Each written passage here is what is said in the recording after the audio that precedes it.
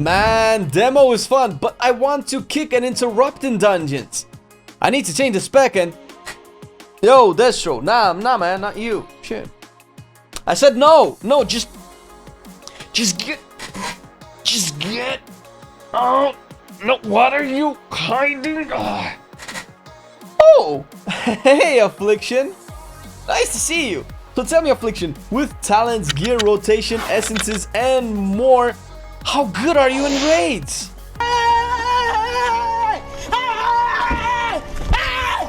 Why are you running? Why are you running? Now that's what it means to learn the fundamentals and the basics of a spec. How about dungeons though? Justin's getting into it. Don't run to any.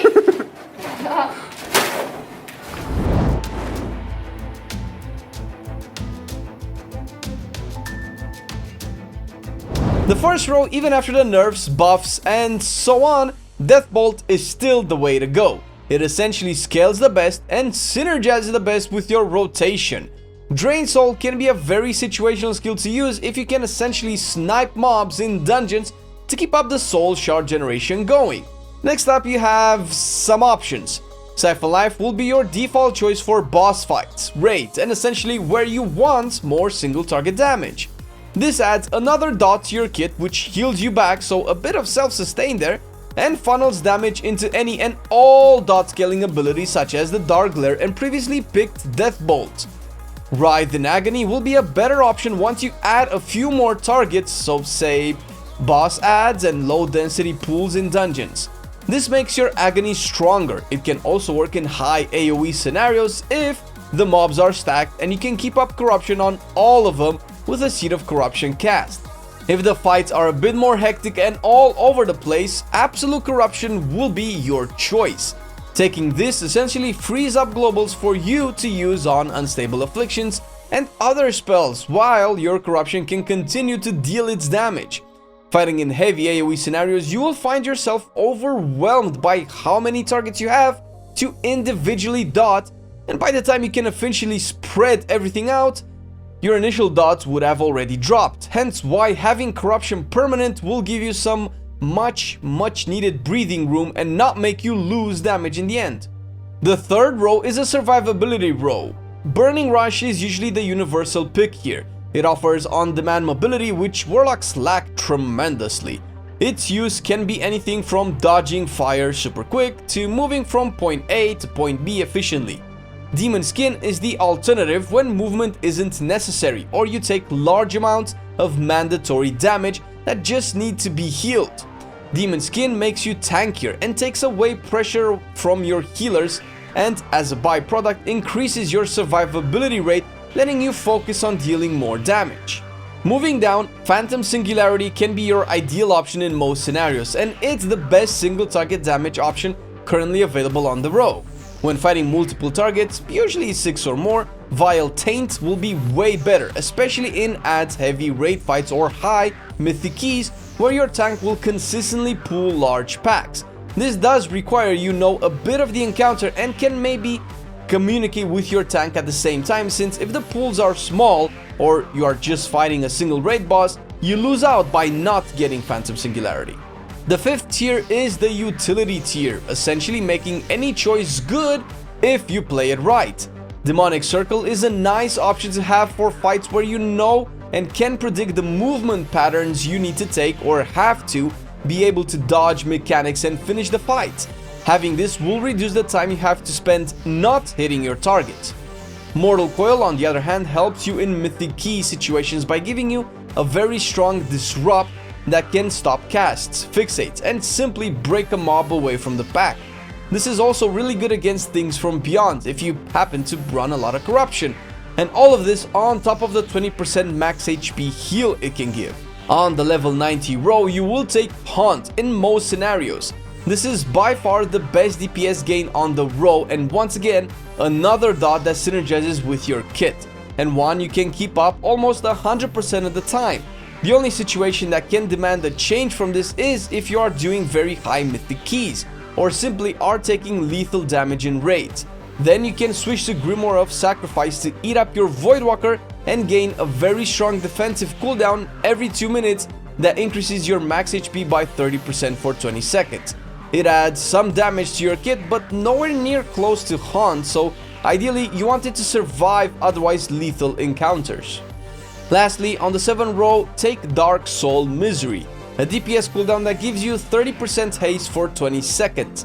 Haste is really important for Affliction, and this talent will be your best choice for all scenarios.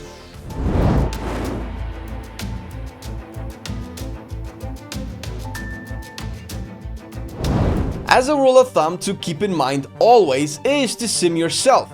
Stats scale off each other, and although the main ones will probably always be good, if you really want to optimize and know what the best item to equip is, then simming is the only correct answer. With that being said, eye level is still the best in most scenarios, followed by haste and very closely by mastery. Eye level simply refers to more intellect and more secondary stats in terms of their numerical value. It can also mean sockets, which add a pool of extra stats.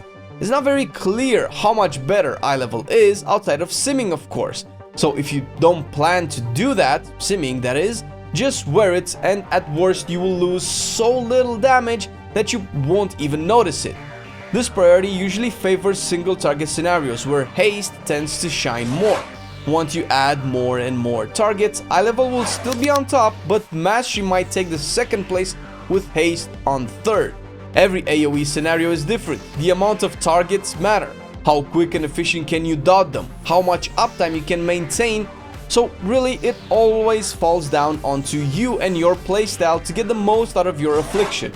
With the previous arguments in mind, and if you are just gearing up, go for a Chord of Haste and Quick Sand Spinel for your rings and gems. These are fairly easy to replace with their mastery counterparts if mastery ends up being the better stat. The weapon should ideally be Machinist Brilliance, which will proc with intellect and your highest secondary stat as a bonus. So no matter what you prefer in terms of your secondary stat, the enchant will universally proc the one you aim at getting more of anyway.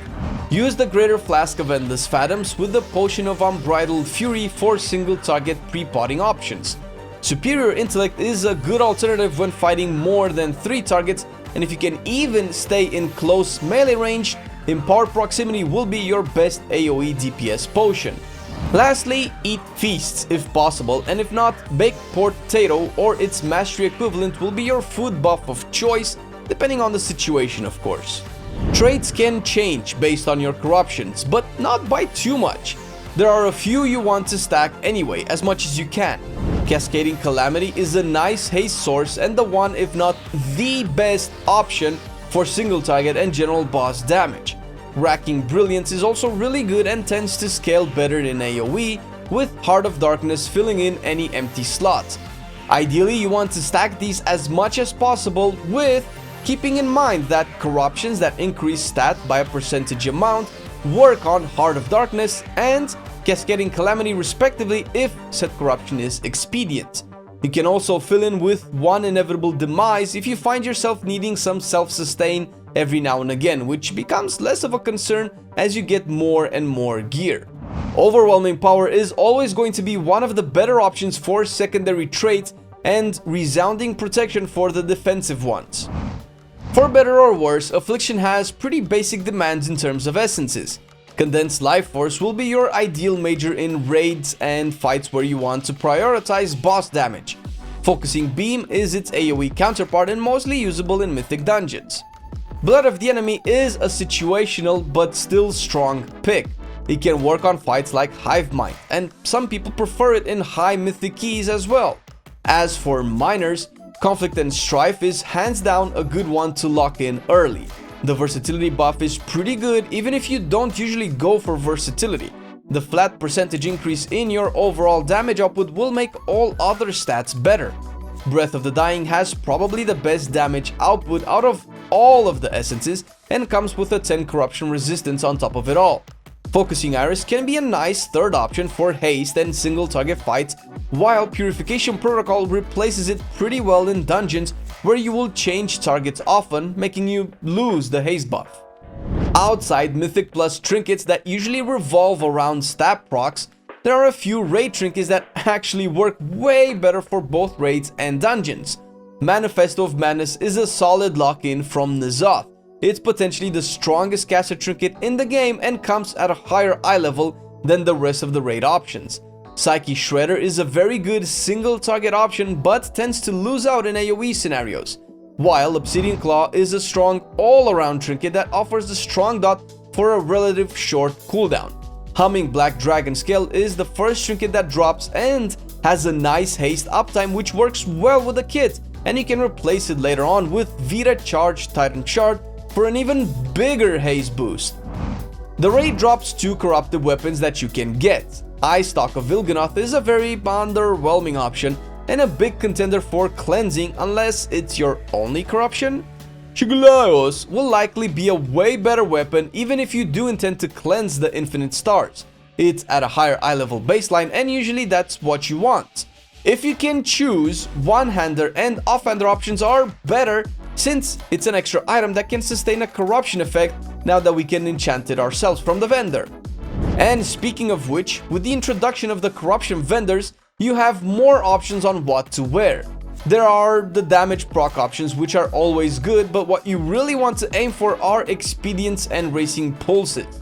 These are haste factories and synergize really well with your entire kit. Masterful and Honed Mind can also be really good if paired together for the big mastery chunks. A budget option, although also really good if stacked, is Void Ritual, especially if 2 other group members also use it. With the increase in accessibility, you can always aim for infinite stars on pure single target scenarios, usually raid bosses or high tyrannical keys, and even Twilight Devastation for AoE in dungeons. They are based on an RNG proc, sure, but it's more or less on-demand damage, especially Twilight, that can offset some of the weaknesses Affliction has in terms of ramp-up damage, which is very inefficient in dungeons.